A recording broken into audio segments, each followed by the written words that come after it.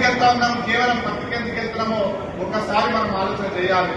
ఇవాళ వరికి వచ్చేసరికి నీళ్లు ఫ్రీగా వస్తున్నాయి, కరెంటు ఫ్రీగా వచ్చేస్తా ఉన్నారు, కటింగ్ చేయడానికి మిషన్ వస్తున్నది, కొనడానికి ప్రభుత్వం ఉంది, 2 డబ్బులు వస్తా ఉన్నాయి. కాబట్టి ఇది ఈజీ పంట కాబట్టి మనం వరికి వెళ్తా ఉన్నాం. మిగిలిన పంటలలో మార్కెట్ సమస్య, కోతైన వానకాలం వరి సాగుకు యాసంగి వరి సాగుకు చాలా వ్యత్యాసం ఉండేది.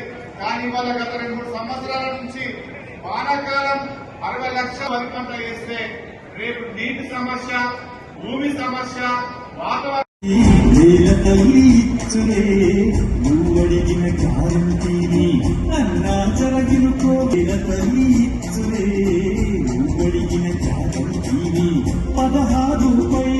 పోషకాల గనిగి తల్లి తక్కువైన పోషకాలు పద్ధతిగా ఇయ్యాలే.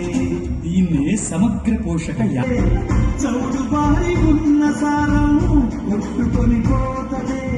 సూక్ష్మ దాటకుండా యూరియాని వాడుదా. ప్రతి ఒక్కరూ మీటింగ్ హాల్లోకి వెళ్ళగలరు.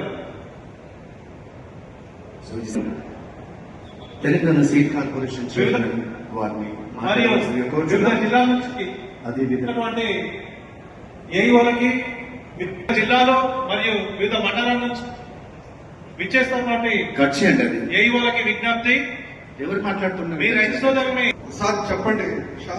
అక్కడ ఇక్కడ మాట్లాడేటప్పుడు అక్కడ డిస్టర్బ్ చేయకూడదు. సారథి కళాకారులు సిద్ధంగా ఉన్నారు.